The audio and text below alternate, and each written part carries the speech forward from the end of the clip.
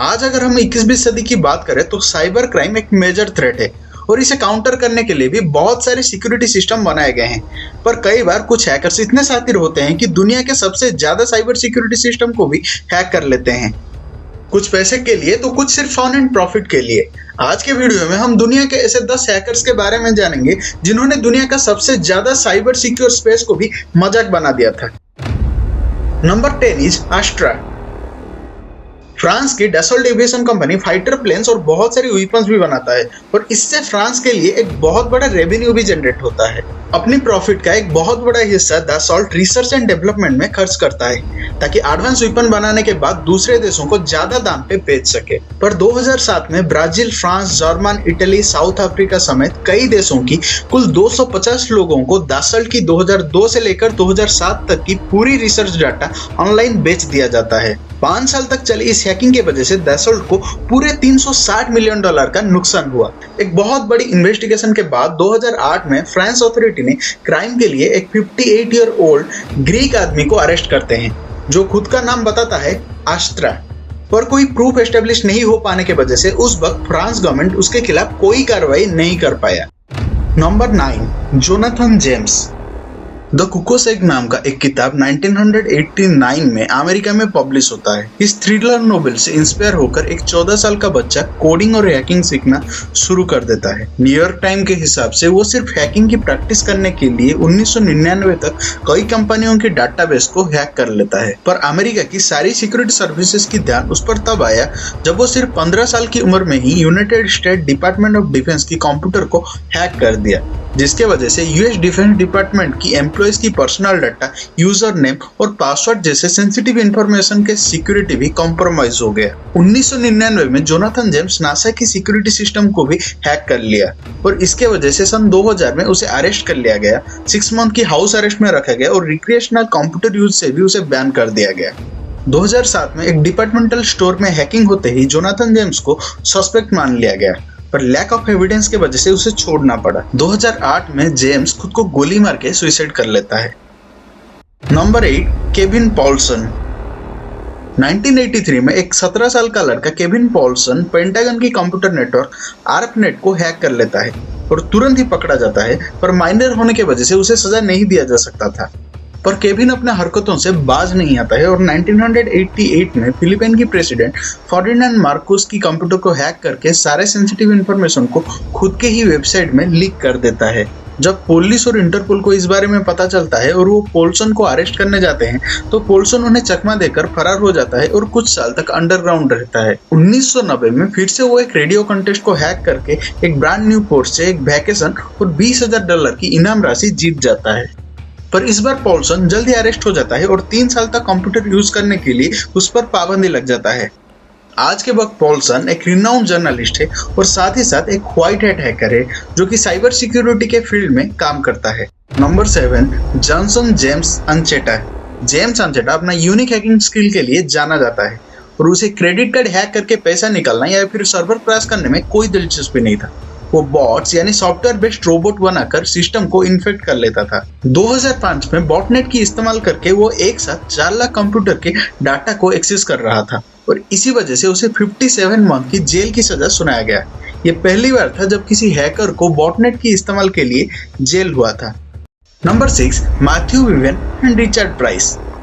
ये दोनों British hackers हमेशा साथ साथ काम करते थे और 1996 में वो बहुत सारे मिलिट्री नेटवर्क को भी हैक कर लिए थे, जिनमें से कुछ था Griffiss air force base, defense information system agency और Korean atomic research institute. Korean atomic research के डाटा को एक्सेस करके वो उन सेंसिटिव इंफॉर्मेशन को अमेरिकन मिलिट्री सिस्टम में इंस्टॉल कर दिए थे। ये चीज इतना ज्यादा खतरनाक था कि इसके वजह से वर्ल्ड वॉर 3 जैसे सिचुएशन भी बन सकता था। इसके अलावा इन दोनों हैकर्स के बारे में ज्यादा इंफॉर्मेशन पब्लिक स्पेस में आज के वक्त अवेलेबल नहीं है। Number 5 Michael Calce. साल 2000 फरवरी में माइकल काल्क नाम का एक 15 साल का लड़का अपने स्कूल के ही कंप्यूटर से DDoS यानी distributed denial of service attack के जरिए CNN, डेल, eBay और Amazon जैसे कई वेबसाइट को एक साथ क्रैश कर दिया था। ये पहली बार था जब दुनिया के कुछ सबसे बड़े वेबसाइट एक साथ क्रैश कर गए थे, जिसके वजह से इन कंपनियों को एक ही दिन में करोड़ों का नुकसान का सामना करना पड़ा। पर इससे भी ज्यादा इंटरेस्टिंग बात यह है कि डेल और अमेज़न जैसी वेबसाइट खुद की वेबसाइट की कमियों को उजागर करने के लिए क्लार्क को थैंक्स बोल के अपने सिक्योरिटी सिस्टम को और भी ज्यादा बेहतरीन बनाए, ताकि बाद में ऐसी चीजों को अवॉइड किया जा सकता है। Number 4, Albert Gonzalez. Albert Gonzalez New York की मियामी हाई स्कूल में पढ़ता था और स्कूल के वक्त से ही हैकिंग के जरिए बहुत सारे प्रॉब्लम्स क्रिएट करता था, जैसे कि अटेंडेंस और मार्क की अदला बदली कर देना, स्कूल की कंप्यूटर और नेटवर्क को क्रैश कर देना। इसी वजह से उसे स्कूल से भी निकाल दिया गया। 22 साल की उम्र में डेबिट कार्ड फ्रॉड करके करोड़ों रुपए चोरी कर लिया। इस बार उसे जल्द ही अरेस्ट कर लिया गया, पर जेल से बचने के लिए वो अब पुलिस के साथ मिलकर दूसरे हैकर्स को ट्रैक करने लगा। पर 2005 में फिर से अल्बर्ट ने 180 मिलियन पेमेंट्स कार्ड की डिटेल लेके हैकिंग के जरिए उनसे पैसा खुद के अकाउंट में ट्रांसफर करने लगा। TJX नाम की एक कंपनी से उसने $265 मिलियन चुरा लिया था। Number 3, Adrian लैमो।